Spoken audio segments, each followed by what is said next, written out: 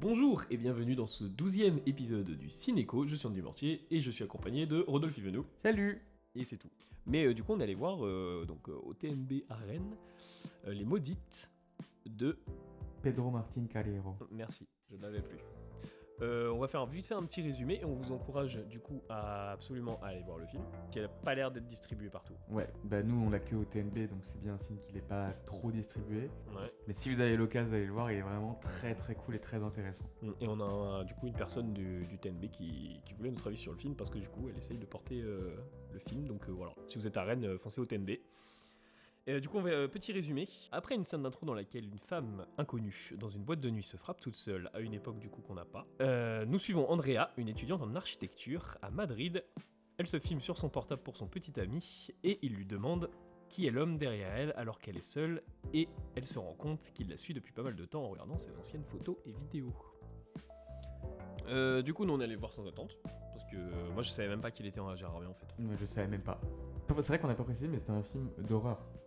Oui. Enfin, c'est plus un film d'épouvante. Hein. Horreur. Là, ça va beaucoup moins jouer sur le gore et tout ça. Il y a une scène qui est un petit peu, j'allais dire physique. Oui. Mais à part, voilà, un craquement, voilà.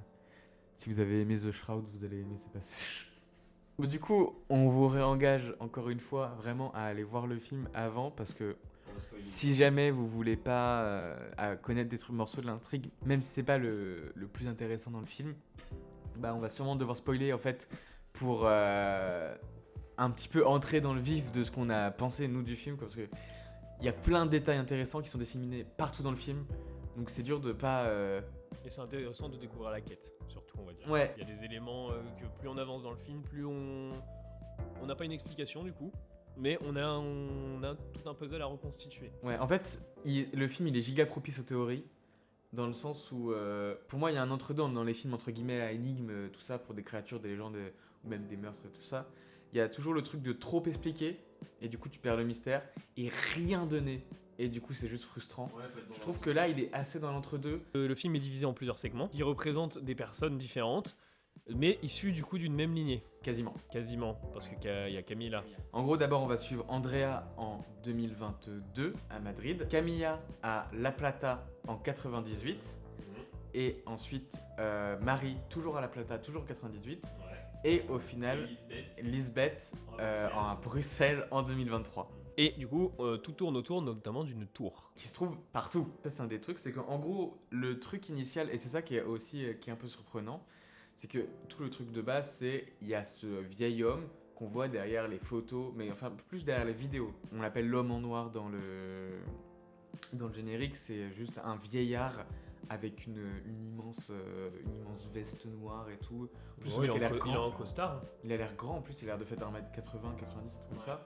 Donc déjà il est assez badant et du coup on le voit dans tous les trucs, mais très rapidement il y a le mystère d'une tour, mais vraiment genre juste une tour de, comment on appelle ça, un HLM quoi, avec des quand même très grands apparts dedans. D'ailleurs on faudra revenir sur l'appartement parce qu'il y a des trucs, mais et en fait cette tour, quand on s'en approche, il y a des choses bizarres, notamment des pleurs. C'est ça qui est surprenant en fait dès le début, c'est que qu'on entend du coup dans les AirPods. Ouais, au début c'est des AirPods qu'on entend.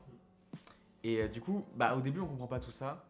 Et ça rajoute un mystère qui est intéressant et c'est ça qui moi m'a fait bugger en mode il y a autre chose genre. Et c'est vrai que c'était intéressant là-dessus. On va parler de ça, on va spoil comme des sagouins. Mais du coup, le petit ami d'Andrea qui remarque le vieillard, comme on l'a dit dans le résumé, sur la vidéo, en fait se fait tuer directement en webcam, du coup. Et en webcam, par contre, c'est là qu'on apprend un peu les codes, on va dire les règles du film. Pao, en gros, ne voit pas réellement à ce moment-là le vieil homme, mais par contre, il le voit dans son retour caméra. L'image que renvoie le type ne passe que par que par la caméra et que par la vidéo. Alors, au contraire, ça m'a fait penser, on a fait un épisode sur le vampire, qui pour le coup n'est pas censé se refléter, n'est pas censé avoir d'image. Là, on est sur l'inverse, du coup, c'est un objet qui n'existe pas, enfin, qui renvoie une lumière, enfin, qui n'existe que dans... Il n'existe que par son reflet, et que par son reflet, par un appareil de transmission vidéo aussi. Et d'ailleurs, truc intéressant, c'est que par contre, cet homme existe dans le film. Il n'existe que dans un seul endroit, c'est l'appartement et qui n'est pas éclairé. Oui. Sous-entendu, une chambre noire. Oh, il est pas bête, lui. Merci, j'ai bien d'y penser. Si vous n'avez pas vu Jessie de Mike Flanagan, tu ne l'as pas vu. Tu connais sûrement une image, c'est en fait c'est une adaptation, si je me trompe pas, d'une nouvelle de Stephen King qui était réputée inadaptable. Parce qu'en gros, c'est une meuf qui est enfermée chez elle, en fait, son petit copain l'attache au lit et pendant l'acte sexuel. Et le mec meurt. Avec notamment, en fait, elle est attachée au lit et elle voit un grand type dans ses rêves. Un grand type très flippant qui fait penser, qui a déjà joué avec Lynch d'ailleurs, qui a joué dans Twin Peaks saison 3 et qui a joué dans les vieux Twin Peaks. Et ce mec-là, du coup, joue dans Jessie de McFlanagan et il y a, on va dire que si jamais vous aimez les films de McFlanagan, il faut aller voir ça parce que pour le coup, on est à peu près dans la même ambiance. C'est quelque chose qui va faire flipper avec des images et avec notamment le vieux. Il y a un moment où le vieux regarde la cam de Camilla et le mouvement de regard qu'il fait va amener un cut très rapide qui est très gênant, je trouve. Il y a un impact très instantané, quoi. Il y a très peu de jumpscares dans le film, comme un des films dont il s'inspire sûrement, parce que vraiment, déjà nous on y a pensé, beaucoup de gens y ont pensé avant et tout, c'est clairement It Follows, ce truc de suivre, on voit pas, etc. C'est vraiment un truc qui fait très très It Follows, et du coup, c'est la même chose que dans ce film, il n'y a pas énormément de jumpscares, mais ceux qu'il y a, tu les retiens. Vraiment, encore une fois, on a parlé de Camilla tout à l'heure, qui est du coup dans le deuxième segment, qui a son deuxième segment, et la façon dont son segment se termine, il est très intéressant. Elle se fait soulever, craquer la nuque, ça termine son segment, ça passe à Maria. Et Maria, genre, c'est vraiment, c'est pas genre Maria après, avant, c'est vraiment dans la seconde, ça passe à elle, genre, elle a plus le droit d'être le personnage de son segment parce qu'elle n'est plus personnage. En fait, c'est un peu drôle vu que le principe du personnage de Camilla, c'est qu'elle veut être réalisatrice. Et son prof lui dit qu'elle a fait un film de merde avant et de prendre une caméra dans l'entrepôt et d'aller filmer le réel. Et du coup, là, elle commence du coup à prendre une caméra analogique et à aller filmer dans la rue. Ça fait un petit peu found footage. Et en fait, elle finit par tomber du coup sur Marie, qui est la mère d'Andrea, du coup, mais à peu près quasiment 20 ans, 25 ans plus tôt. Et du coup, elle commence à avoir une obsession pour elle, parce que c'est limite bizarre aussi, hein, cette obsession qu'elle a soudainement, et du coup, elle la suit et elle la filme. Et c'est comme ça qu'elle va repérer le truc. Et je me rappelle, à un moment, il y a une conversation, parce qu'elle finit par forcer le destin pour rencontrer Marie en vrai. Et elle parle à Marie, et Marie lui dit « Tu fais quoi ?» Elle fait « Je fais du cinéma. »« Ah, tu veux être actrice ?»« Non, réalisatrice. » Et du coup, c'est marrant parce qu'elle veut toujours être derrière la caméra, sauf que par le principe du segment, c'est elle qui est actrice, mais elle est vraiment même pas actrice de son segment. Parce qu'en plus, elle fait que filmer. Et c'est à partir du moment où elle est vraiment actrice de son segment, où elle commence à avoir une implication dans son segment en voulant montrer à Marie ce vieillard qu'elle commence à apercevoir sur les vidéos, qu'elle se tue. Sa décision a été respectée par l'homme en noir. Elle est tuée dès le moment où elle a une utilité, entre guillemets, vraiment dans la vie de Marie, quoi. On va dire qu'on entre un petit peu dans un méta-cinéma. Et il y a un autre moment aussi, du coup, un peu méta, c'est qui parle, en tout cas, où le film se parle à lui-même, clairement. C'est, du coup, dans le segment d'Andrea et de Camilla. Le segment d'Andrea, on voit sur la Street View, du coup, de Google Maps, elle cherche l'endroit où est morte, du coup, sa mère. Et elle a été découverte dans un appartement, donc d'une tour à La Plata. Et en fait, cette tour-là, du coup, se trouve à Madrid.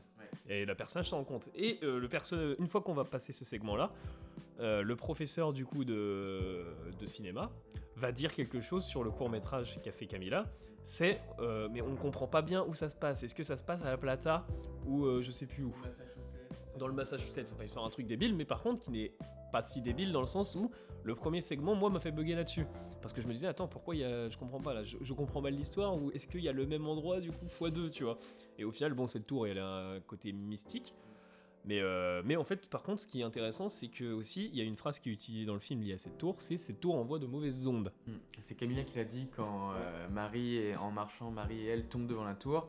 Elle fait « Ah, tu veux habiter ici ?» Non, c'est juste qu'elle envoie des mauvaises ondes. Et c'est littéralement ça, du coup, dans le film. Et c'est le personnage, pour le coup, qui tourne. Qui dit ça. Et en plus, elle a déjà entendu la tour. Oui. Parce qu'en la filmant, parce qu'il y a un micro en plus sur sa cam, du coup, voilà. Mais en la filmant, elle a entendu des pleurs. Et d'ailleurs, le nom du film en VO, en espagnol, c'est El Liento. Et selon Google Traduction, ça veut dire les pleurs. Ça aurait mieux marché en français aussi. Oui. Il a pas choisi d'appeler ça l'homme en noir noires ou un truc comme ça. Oui, ou les maudites, comme nous on a fait. Ou les maudites. Bah, en vrai, le truc, c'est que nous, on a quand même gardé cet aspect féminin. Les pleurs, pour le coup, ça montre. Parce que oui, tu l'as dit, je crois, mais quand on filme la tour, du coup, on entend ces femmes pleurer. Et on sait pas, d'ailleurs, on sait pas, pendant une grande partie du film, on n'a pas vu ces femmes, en fait, mais on les entend, quoi. Et axer le titre du film là-dessus, du coup, c'est dire aussi de quel côté on se met dans le film, parce qu'il y a un propos, du coup, il y a un propos, on va dire, de sororité dans le film. Il y a beaucoup de scènes, notamment de câlins entre les personnages, qui sont à double tranchant, étant donné que soit on est content de voir un câlin, on se dit ah il y a de la sororité, ou ah il y a un câlin, ça se trouve il y a l'homme derrière qui est en train de faire le câlinou aussi. Parce que c'est déjà arrivé plusieurs fois qu'on le voit faire juste des câlins. Ouais. Il y a un drôle de truc d'amour-haine en fait dans ce personnage. Parce que il les bute, mais il y a toute une partie du film où juste il les suit en faisant rien, ou même des fois juste il les câline. Genre, il y a un moment où Andrea se filme, elle alterne son téléphone en vision par devant, vision par derrière pour se filmer elle et tout. Et c'est au moment où du coup elle commence à s'endormir qu'on voit l'homme arriver derrière elle, alors que du coup bah, le portable se met en veille, donc du coup en plus on voit encore moins. Et il arrive derrière elle, il se couche à côté d'elle et il dort sur elle. Enfin dort à côté d'elle, genre en mode cuillère. Et c'est tout. C'est terrifiant, mais c'est tout. Et c'est pour ça que c'est étrange que bah au final le segment d'Andrea il se termine par la mort d'Andrea, qui nous est même pas montrée. Oui. Elle se passe dans le noir complet. Bah oui, parce que tu vois ses potes ressortir, mais oui, parce qu'Andrea meurt aussi du coup dans l'appartement. Bah du coup, comme au final, comme est morte sa mère, quoi. Et sa mère avant elle. C'est aussi pour ça que ça nous a fait penser à oui, on a un autre coup film d'actualité du coup, ouais, parce que qui est Destination Finale 6 Bloodline, qui prend partie différent des autres Destinations Finales, puisque on va pas faire un historique des Destinations Finales, mais basiquement... On est d'accord que ça a jamais, moi j'ai vu que le 1 du coup et le 6. On est d'accord que ça a jamais utilisé le délire de Bloodline. Non, du tout. Okay. Mais du coup, dans les épisodes 1 à 5, il y a une catastrophe, un personnage a la vision de la catastrophe, il panique, ça fait empêcher une 5, 6, 7 personnes de mourir, et du coup la mort les poursuit pendant tout le long. Dans Bloodline, là ce qui est différent, c'est que c'est la grand-mère qui a eu une vision, elle a réussi à rester en vie, sauf que le problème c'est qu'elle a sauvé tellement de monde, et du coup, le problème c'est que le temps que la mort s'occupe de tout le monde, il y a des gens qui ont eu le temps d'avoir des enfants, et du coup elle doit s'occuper de toutes les familles, pour au final arriver au moment du film, à la grand-mère, et c'est là qu'on passe par la famille, et du coup d'abord son fils et ses enfants, puis sa fille et ses enfants. Et en fait ça m'a fait penser à ça aussi, du coup, dans j'ai eu un bug sur le... J'ai que El Llanto du coup. Mais dans El Llanto ça m'a fait aussi penser à ça, parce que du coup on apprend que bah, ça a touché la grand-mère, que ça a touché la mère, Marie, et puis la petite fille Andrea, et puis à la fin, et ça c'est assez intelligent parce on pouvait penser que c'était terminé en fait avec la mort de Marie dans le passé qu'on voit bah, du coup en deuxième, on va à sa petite sœur parce que la lignée de la grande sœur elle est finie et ça va sur la petite sœur. Et le film se termine là-dessus sans nous montrer ce qui va lui arriver, mais sur le fait qu'elle commence à savoir que ça lui arrive.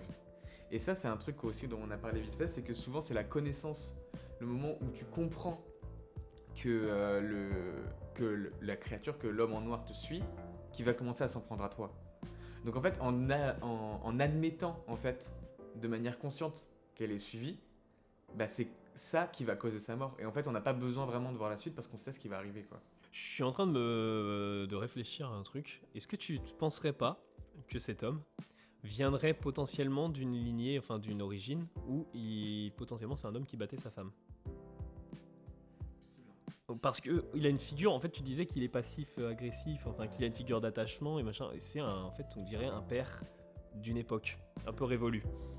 Et la manière d'ailleurs dont il expulse à un moment Marie de l'appartement, là où il la traîne et tout, clairement on a une brutalité qui est quand même très, je dirais domicile.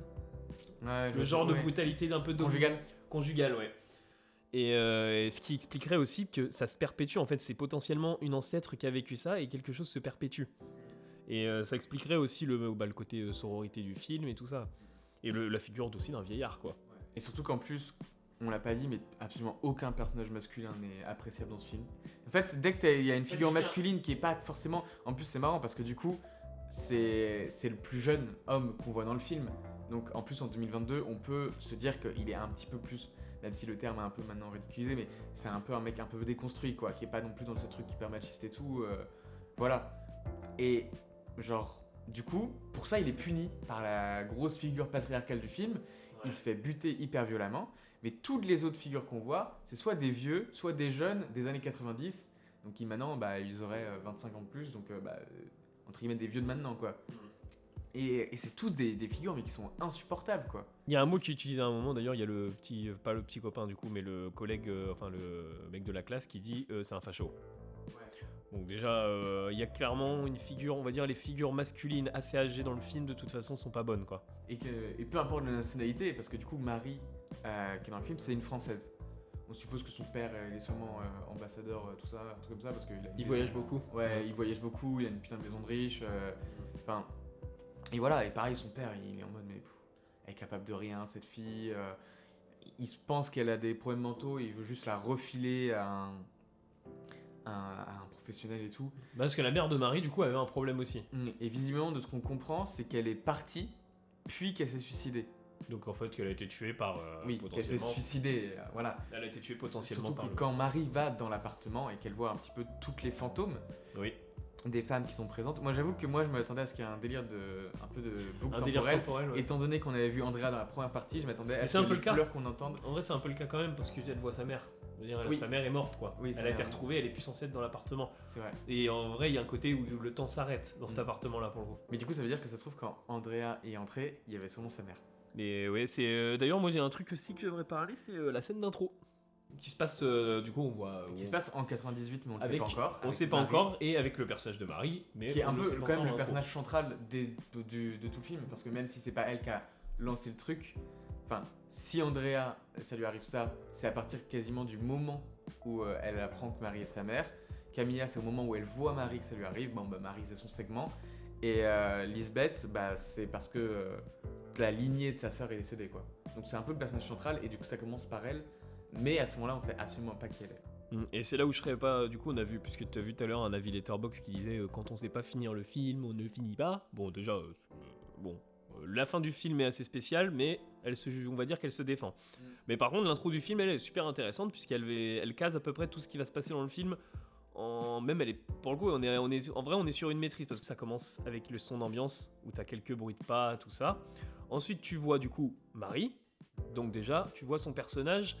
Tu vois les sons qu'elle entend, on va dire les sons d'autour d'elle avant de voir son personnage. Ce qui fait que le vieux, potentiellement, cette menace, elle est là bien avant en fait Marie, déjà.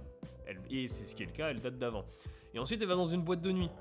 Où tu te dis, en fait, il y a un délire avec le son, notamment comment elle filmait l'enceinte. Il y a un montage, donc on est sur un montage complètement épileptique. D'ailleurs, ça aussi, c'est hyper intéressant, le image par image, voilà, image par image. On est en plus sur du image par image et plus le son. Mais le son, par contre, pour le coup, ne s'arrête pas. Et on a le montage enceinte, les gens qui dansent, avec Marie, du coup, qui est coupée pendant sa danse. Au début, en fait, Marie, quand elle danse, ça a l'air normal. Et au fur et à mesure, les gens autour d'elle, genre, ils reculent. Oui, ils voient que c'est pas vraiment une danse, pour le coup. Ça fait penser d'ailleurs, si on peut faire un petit écho, à Suspiria de Guadagnino. La scène où elle est dans la pièce très vitrée là. Il y a les deux. Il y a un montage parallèle là, à ce moment-là, non? Oui. Ouais. Il y a la scène. C'est un montage parallèle du coup avec la scène de. La meuf qui se fait buter. Ouais. Et l'autre qui fait une évaluation de danse. Ouais, c'est ça. Et en vrai, c'est semblable aussi. Guadagnino, il utilise un peu ça, ce truc très organique de craquage, d'os et tout, avec la figure de la danse quoi. D'ailleurs. Je vais revenir sur la fin du segment de Camilla. Ouais. Au moment où Camilla se fait buter et que du coup il y a la caméra qui les filme en même temps. Oui, le retour cam sur la télé. Ça c'est super intéressant. Ça c'est super cool en plus parce que c'est vraiment du coup la télé il y a un écran dans un écran, voilà, c'est cinéma ouais. Mais en plus ce qui est intéressant aussi niveau narratif, c'est que on a appris que à ce moment-là, Marie elle est enceinte d'Andrea. Parce que Camille avait trouvé dans sa poubelle un test de grossesse. Quand l'homme en noir la prend dans ses bras, il lui frotte le ventre. Comme s'il mettait son seau sur Andrea, limite. Oui, c'est vrai. Genre, il lui frotte le ventre et en plus, il l'aplatit. Oui, c'est vrai, c'est vrai que j'y pensais pas. Mais et vraiment, je trouvais ça, il n'y a rien de gore, il n'y a rien de violent et tout, mais et en plus, c'est pas une partie entre guillemets intime. Genre, il lui touche pas la poitrine. Genre, même, il y a un moment où il y a une scène où Marie elle est nue, il la touche pas. Il se met sur son bras et tout à chaque fois. Et là, c'est pareil, genre, il touche le ventre, mais c'est encore plus dérangeant limite que s'il lui avait touché ailleurs, je trouve. Parce que non seulement il envahit son intimité de base, mais en plus, il Bah, envahit l'intimité il y a de son aussi futur bébé, quoi. Ouais, et il y a aussi en fait, le truc, c'est que la question aussi qui est induite de ça, c'est qui est le père du bébé de Marie. Parce que ça peut être l'homme en noir. En fait, c'est là où le high concept, on va dire, il est pas assez expliqué. Bah, ce qui est bien d'ailleurs, hein. En fait, le film n'explique pas assez son truc pour qu'on puisse ouvrir un peu des pistes. Mais il y a quand même des détails dans le film où je pense que le réal a une très bonne idée de ce qu'il voulait faire. Et en tout cas, peu importe, l'homme en noir, du coup, c'est une figure paternelle. Et maintenant, de là à dire, est-ce que c'est lui le père, du coup, à chaque fois il mettrait enceinte, du coup, les générations, chaque génération. C'est terrifiant, du coup. En plus, genre, même si il y a toutes les figures masculines sont négatives, il n'y a aucun moment qui parle de violence sexuelle. Ouais. C'est pour ça que du coup, on comprend un petit peu qu'il les symbolise, mais il n'y a rien qui est montré, il n'y a rien qui est dit là-dessus. Parce que peut-être que les violences sexuelles font partie du non-film, on va dire. Ça se défend très bien dans le film, hein. C'est vrai que en fait, quand j'ai vu la scène, j'ai même pas pensé à ça, tu vois. Quand il serre dans ses bras, j'étais en mode non, il serre juste dans les bras. Et en fait, oui, c'est vrai qu'avec du recul, il touche le ventre, clairement. Donc il y a un délire d'enfanté en tout cas et de parentalité, quoi. Et sinon, un truc dont on n'a pas encore parlé dans le film qui est incroyable, c'est le son. Il y a ce truc, mais il n'y a pas seulement les pleurs. Parce que les pleurs, on voit entre guillemets d'où ils viennent. Mais il y a plein de moments où il y a des murmures, mais dans des scènes qui en nécessitent pas forcément, entre guillemets. Genre dans la narration, il n'y a pas l'air d'avoir de murmures. Et vraiment, t'as l'impression que ça vient de la salle. Sauf que nous, on était 4. Allez voir le film. On était que 4. Et donc, ça pouvait pas être des gens dans la salle. Et du coup, c'était encore plus oppressant. Parce que c'est comme si limite l'homme en noir il était avec nous. Parce qu'après tout, on a un écran devant nous. Ce qui est intéressant que le réal ne fait pas, c'est qu'il aurait pu montrer l'homme en noir dans toutes les images du film. C'est vrai. Parce qu'il passe par une caméra aussi. Ouais. Et il l'a pas fait, tu vois. Et c'est. Du coup, ça, est-ce que c'est un défaut ou pas? Je sais pas. Parce que le film.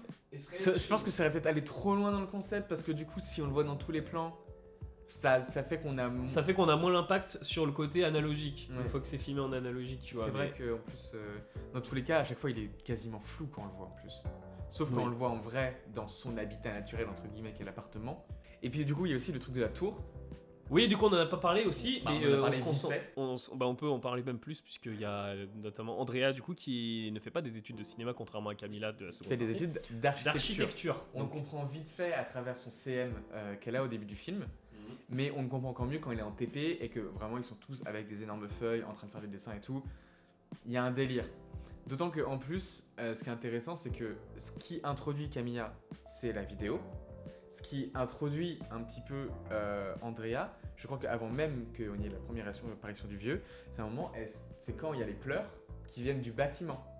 Et qu'elle se tourne et qu'en fond, on voit le bâtiment en flou et qu'on n'a pas encore le concept de ce bâtiment et tout.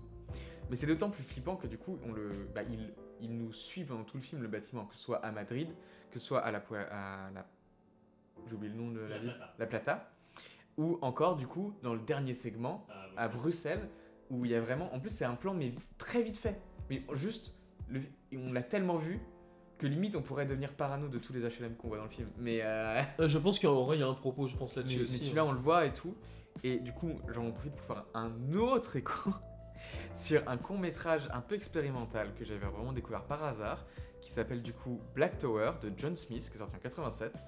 Il est sur YouTube, amusez-vous. Où un mec filme. Enfin, c'est très étrange, hein, on dirait à moitié, genre il filme le truc, mais d'un côté non, et d'un côté il tient un journal vidéo, c'est très bizarre. Mais. Et du coup, où une sorte de tour noire géante le suit partout où il va. Et moi, ça m'a vraiment rappelé ça. Je pense pas que c'est voulu parce que je pense pas que Black Tower c'est très très très connu non plus. Mais ce truc de. En fait, je trouve ça intéressant, ce délire d'un truc immense mais qui te suit. Enfin, c'est pas censé être cohérent, genre le truc de l'homme en noir qui est dans le fond des vidéos, dans le fond du truc. C'est cohérent parce que tu peux pas. Enfin, c'est logique de pas le voir et en plus tu le vois pas en vrai. Mais là, le bâtiment. Des fois, il est très en arrière-plan, des fois, il faut vraiment le voir. Il faut vraiment zoomer et tout, et c'est vraiment devenu une bouillie de pixels. Genre, vraiment, la première fois qu'on le voit, c'est vraiment une bouillie de pixels. Hein. Ça pourrait être n'importe quoi, ça pourrait être ce qui le rend justement assez mystérieux et flippant. Mais d'ailleurs, pour reparler, juste continuer un peu sur la tour elle est très mystifiée pendant tout le film. Et déjà, bon, elle est très étrange, je trouve. Il y a en tout cas, la manière dont elle est filmée, c'est tout le temps du contre-plongé. Des fois, elle est en flou, en arrière-plan, mais on voit ça, on sent sa présence. En tout cas, il y a quelque chose avec ce bâtiment-là. Je sais pas, c'est quoi, c'est pas du brutalisme, mais on s'en rapproche un truc. Et puis, c'est comme tu avais dit, on en avait parlé en sortant, mais elle fait neuve et vieille en même temps. Oui. Genre- En fait, elle a une architecture qui est très moderne. Mm. Bah, même parce qu'aujourd'hui, de toute façon, le brutalisme, on le reprend assez bien, quoi. Mais par contre, quand à un moment, le personnage de Andrea, du coup, rentre dedans avec ses copines, c'est très beau dedans, c'est presque luxueux. Mais par contre, de l'extérieur, dans le segment d'Andrea, je me souviens que c'était un peu moche. Et sauf qu'il y a des plans où on a l'impression que la tour est bien blanche quand même et que c'est joli. Et en fait, Il y a un appartement qui est à vendre du coup, mais il y a l'air d'avoir personne dans l'immeuble. Oui. On voit une mamie sortir avec son chien un moment, mais sinon vraiment il y a du bruit que pour tous les segments et personne ne réagit quoi. Et c'est marrant parce qu'il y a l'emphase est mise sur ce bâtiment, enfin pas sur ce bâtiment mais sur cet étage, sur cet appartement qui a l'air très vide et tout, alors que c'est celui qui est le plus peuplé quoi. Parce que justement c'est là où il y a tous les fantômes de dizaines de femmes et tout. D'ailleurs il y a une scène qui nous a rappelé Lighthouse, parce qu'il y a vraiment la meuf avec son briquet, il Oui. s'éteint à moitié, et puis il y a vraiment, moi ça m'a aussi rappelé The Relic de Nathalie Ricard James, qui était sorti en 2020, c'est un film australien qui est très cool aussi, qui est aussi dans cet esprit très sororité. Il y a aucun homme utile, voire même aucun homme quasiment, dans le film. Bah, il y a la Abou et là aussi de Paco Plaza qui se concentre sur une lignée. Et on a aussi la figure de la vieillesse dans ces deux films que là on Ouais. n'a pas, au contraire. Mm. Là c'est la jeunesse, à chaque fois elles sont attaquées dans leur jeunesse. Ouais. En fait, elle juste tourne dans un couloir. Si elle tournait à gauche, elle voyait le fantôme. Et elle allait crier et tout ça. Mais elle tourne à droite. Nous, on le voit. Nous, on a peur. Surtout que sa tête, elle est bizarre. On dirait qu'elle a la bouche à moitié Oui. ouverte, la mâchoire et tout ça. Et vraiment, ça, c'est à moitié un jumpscare, mais en même temps. Mais pas c'est trop, comme, et c'est un c'est des comme trucs ceux qui de It marquent. Follows. Ouais, mais- C'est des jumpscares. En fait, le truc, c'est que déjà, t'as pas forcément de son. En fait, le jumpscare est visuel pour le coup. Et de toute façon, le jumpscare, il doit pas. Le truc, c'est qu'il doit pas faire sursauter. Oui, parce que je suis même pas sûr. J'ai même pas sursauté pendant le film pour le coup. J'ai eu peur. Mais ouais, moi aussi. Hein. Et il y a des moments très Mais très désagréables. C'est rare, surtout que moi je bouffe du film d'horreur. Et c'est rare que je ressens vraiment de l'angoisse. Bah après, après, le cinéma joue parce que toi, t'en bouffes beaucoup, mais t'en bouffes beaucoup à la téloche. Ouais, mais enfin, je me mets en condition. Ouais, Mais, mais le non, système même son au est toujours cinéma, différent. je veux dire. Parce que même dans le TNB là, Hmm. pour le coup, on n'a pas une Dolby, tu vois, mais par contre, le son. mais des fois, il son- parcourait la mais salle. Ah oui, mais au début, le son, Ouais, ça mais faisait c'est le ça. tour. C'est vraiment c'était hyper badant là-dessus. Vraiment, Ouais. le son, c'était un des trucs. Surtout que c'était tout le temps des tout petits bruits, des petits chuchotements, des trucs comme ça. Comme Ouais, ça, des bruits, ça s'entend enfin, des bruits de pas pas. des gros des gros Enfin, c'était vraiment des tout petits trucs. Et c'est ça qui rendait le truc d'autant plus flippant parce que tu peux te dire ça peut venir d'un n'importe où. Mais faudrait revoir le film. Moi, je sais qu'il y a des moments où les personnages marchaient, par exemple. Je sais qu'à un moment, elle marche dans l'appartement là à vendre. Et moi, j'entendais des bruits de pas, tu vois. Et je sais c'était pas assez bruit de pas. Elle, clairement, on entend des trucs en fond, on entend beaucoup de choses. Et le truc, c'est que ça fait écho aussi, ouais, quand tu regardes la tour, bah, t'entends des pleurs. Et bah, nous, le truc, c'est que bon, on regarde le film et on entend absolument tout ce qui se passe autour, quoi. Même au niveau des autres sons, même ceux qui sont pas censés faire peur, il y a un truc, tu vois. Genre Andrea, tout le temps son portable il est en mode vibreur. Mais je sais pas, moi au début ça m'a fait bizarre. C'est vrai. C'est genre à chaque fois qu'il y avait une nouvelle, c'est un vrrr. Et toujours posé sur une table hein, qui fait bien remonter le vibrement et tout, mais vraiment. Oui, on en a pas parlé aussi d'ailleurs, mais il y a un autre parti pris visuel dans le segment de Andrea, c'est les textos. Oui. Qui ne sont pas affichés du coup en mode texto. Enfin, c'est du titre, on va dire, jaune. Ouais. Et des fois d'ailleurs, il y a un fondu. Des fois, il disparaît progressivement et Ouais. il se met à la place du coup de la tête de C'est Andrea. très dur d'expliquer sans montrer. Ouais, Mais en gros, il y a le nom de la personne qui parle, le message, le double check Et l'heure. quand le message a été lu, et l'heure. mais pas retransmis, en tout cas, on n'a pas un screen. Oui, c'est pas. Ouais. Que je C'est pas- déteste dans les films. tu C'est vois. pas une méthode de mise en scène feignante quoi. Ouais, c'est assez C'est pas genre la personne qui parle et tu vois genre la bulle de texto au-dessus de lui. Bah, c'est surtout. Hyper classique, ça c'est encore vraiment... Le truc prend tout l'écran parce que bah littéralement la conversation prend tout. Bah, tu sens qu'Andrea et Pao ils sont amoureux quoi. Ouais, mais encore une fois, tu vois, là, le spectateur, bah, on lui met quelque chose aussi, tu vois, il y a quelque chose, le film communique, parce que tu te dis, les persos entendent des choses et voient des choses que d'autres ne voient pas, enfin, qu'on ne peut pas voir avec un œil, tu vois, mais avec un... Voilà.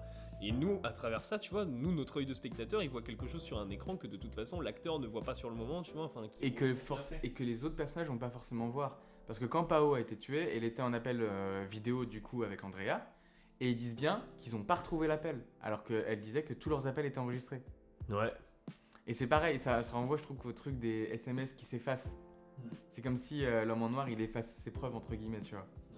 Parce qu'encore une fois, il y a tout ce truc de la connaissance, dès que tu sais qui te suit, et ben c'est là qu'il va commencer à s'en prendre Oui, à c'est ceux qui savent. C'est vrai qu'on l'a pas dit, du coup, le petit ami Pao meurt parce que, enfin, si, C'est lui on qui dit, l'a mais vu en premier. c'est lui qui l'a vu en premier, donc potentiellement, c'est pour ça qu'il meurt. Parce Ensuite, que, c'est- sauf qu'il propose aussi, avant de mourir, il propose à Andrea de le rejoindre à Sydney. Ouais. Donc, Ou alors que lui vienne à Madrid. Et du coup, il meurt à ce moment-là. Donc là, il y a l'ambiguïté pour le coup. Est-ce qu'il est mort parce qu'il voulait éloigner Andrea de l'homme en noir, ou est-ce qu'il est mort parce qu'il a vu l'homme en noir? C'est plus le deuxième. C'est plus le deuxième, vu Parce que Camilla, c'est à partir du moment où elle montre aussi l'homme en noir à... Parce qu'il y a tout ce truc aussi de la folie, qu'on parle dans le segment de Camilla et de Marie. Mais elle montre à Marie, du coup, que l'homme en noir existe pour de vrai, qu'elle l'a vu sur sa caméra vidéo. Et que du coup, Marie se rend compte qu'elle est pas folle. Parce qu'elle dit à un moment, je crois que je deviens folle et tout. Et sa mère, en plus, c'était la même chose. Donc, il y a ce délire de on va pas croire les meufs dans tous les cas. Et au moment où elle lui montre que si, t'as raison, tu peux te faire confiance, plus de preuves. Camilla, elle est morte. Oui, parce que ouais, t'en as parlé vite fait, du coup, les figures du père Oui, dans le film sont catastrophiques.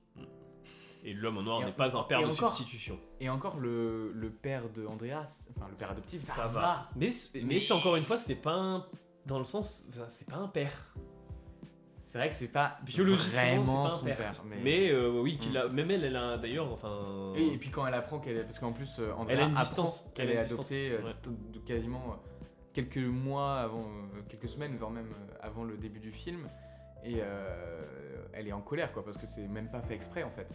C'est son oncle, du coup, qui a fait une boulette. Et du coup, à un moment, c'est là, elle est en train d'effacer ses vidéos sur son portable. Et c'est là qu'elle va voir à nouveau l'homme en noir sur certaines de ses vidéos. Ouais. Donc il faut aller voir... Surtout en salle. Du coup, Les Maudites. les maudites en salle, En si salle, vous pouvez, parce absolument. que ce soit pour le visuel, parce que vraiment, évidemment, le visuel a énormément d'importance dans un film qui parle de l'image qui est traficotée, et le son a énormément d'importance également. Hein, comme on l'a dit, vraiment, c'est englobant de ouf.